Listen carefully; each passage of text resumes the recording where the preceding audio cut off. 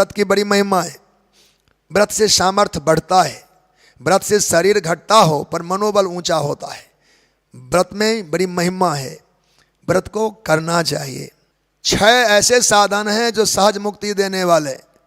6 साधनों में गंगा उच्चारण करे तो मुक्त हो जाए, गंगा जी में स्नान करे तो मुक्त हो जाए, गंगा नाम स्मरण से भी मुक्ति है, गंगा में स्नान गंगा जल पान से भी मुक्ति है। तो गंगा जल का एक बूंद नित्य पान करने का, भगवान शंकराचार्य का गंगा जल लवकनिका पीता, एक बूंद भी, बूंद नहीं, बूंद का 1000वां हिस्सा भी गंगा जल जिह्वा पर नित्य आ जाए, तस् यमः किम कुरुते चर्चा। मजाल है जमराज की, कभी नाम भी ले उस व्यक्ति का जिसने एक बूंद का 1000वां भाग अपने जिह्वा पर नित्य गंगा जल पान किया है। एक बूंद का 1000वां भाग, कनिका बोलते, लव कनिका। तो यहाँ गंगा जी का स्मरण, गंगा जल का पान, गंगा स्नान जिनको प्राप्त है उनके मुक्ति में कोई बाधा नहीं, गंगा मुक्तिदायिका है। गौ माता, गाय की सेवा करे, गौ रक्षण का भाव रखे, तो गाय निमित्त जो सेवा करने वाले लोग हैं, गौ सेवकों को कभी भी परलोक का भय नहीं होता। गौ सेवक गोविंद के ही लोक में जाते हैं, गाय गोपाल का संबंध है। गौ सेवक को कहीं अन्य लोकों में जाने का अवसर नहीं, गोविंद लोक को ही जाएंगे।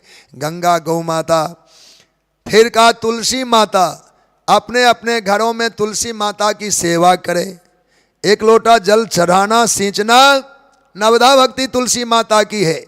पाद अर्घ्य, आचमन, परिक्रमा, दीपदान, तुलसी स्तुति आदि ऐसे 9 प्रकार की भक्ति में कोई एक भी साध लिया, तुलसी को नित्य दर्शन भी कर लेवे, तो उस जीव को गोविंद लोक ही प्राप्त होता है, अन्यथा कहीं जाना नहीं होता।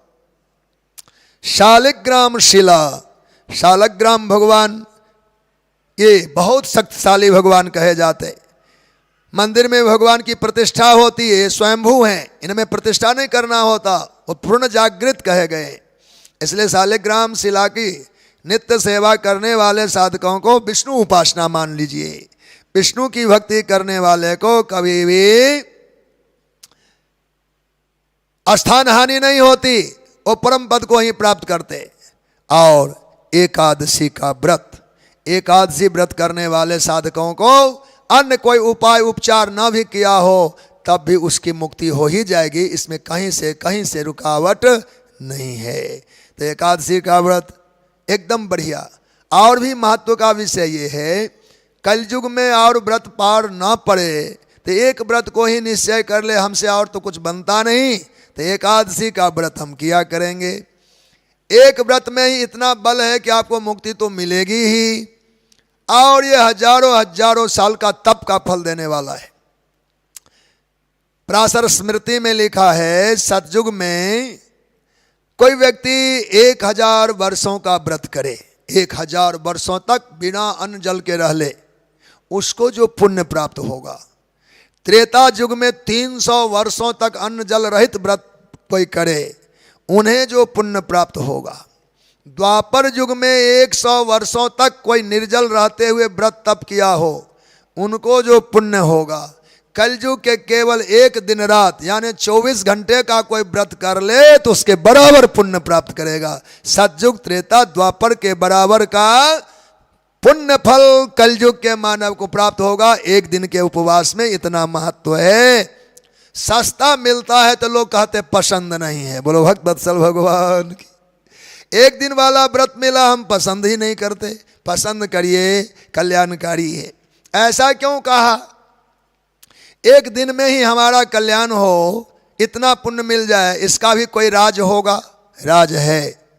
सतयुग में प्राण अस्थियों में, हड्डियों में होते थे। यही वजह था हजारों साल तप करते हुए गुफा में रहने से प्राण की हानि नहीं होती थी। त्रेता में मांस मज्जा में प्राण स्थिर हो गया तो भी बहुत समय तक व्रत आदि करते थे तो उनका भी प्राण हानि नहीं होता था। द्वापर में रक्त में प्राण आ गया। द्वापरे रुधिर प्रोक्तम, रुधिर में प्राण शक्ति आ गई। रुधिर बहने से मृत्यु होती थी, अन्यथा कोई मरता नहीं था। पर कलयुग में हड्डी, मांस, मज्जा और रुधिर में प्राण नहीं है। कहाँ है? का प्राण है अनाज के कोठार में। बोलो भक्त वत्सल भगवान की। माने शरीर में प्राण नहीं है, सच्ची बात है, तभी जल्दी छूट जाता है ना, है ही नहीं तो छूटेगा क्या, है ही नहीं। कहा अन्न के भंडार में प्राण निविष्ट है। सत्यनारायण भगवान की कथा आपने पढ़ा हो, संस्कृत की पंक्ति है, कलौ अन्नगतम प्राणाः, कली के जीवों का प्राण अन्न में है, शरीर में नहीं है। जैसे मोटर रिमोट से दबाते चलना शुरू हो जाता है, ऐसे अनाज पेट में आने से ये संचार में रहता है, नहीं तो शिथिल हो जाए। 24 घंटे के बाद उठना बैठना सोचना पड़ता है अगर अनाज हमारे पेट में ना आवे। अर्थात अन्न में ही शक्ति है, प्राण शक्ति अन्न में है कलयुग के प्राणी के लिए। और मानो अन्न का त्याग प्राण का त्याग है। एक दिन के लिए हमने प्राण तक का त्याग कर दिया, इतना बड़ा व्रत, इसलिए एक दिन में 1000 वर्षों का पुण्य प्राप्त होगा। एकादशी का व्रत हम सबको करना ही चाहिए।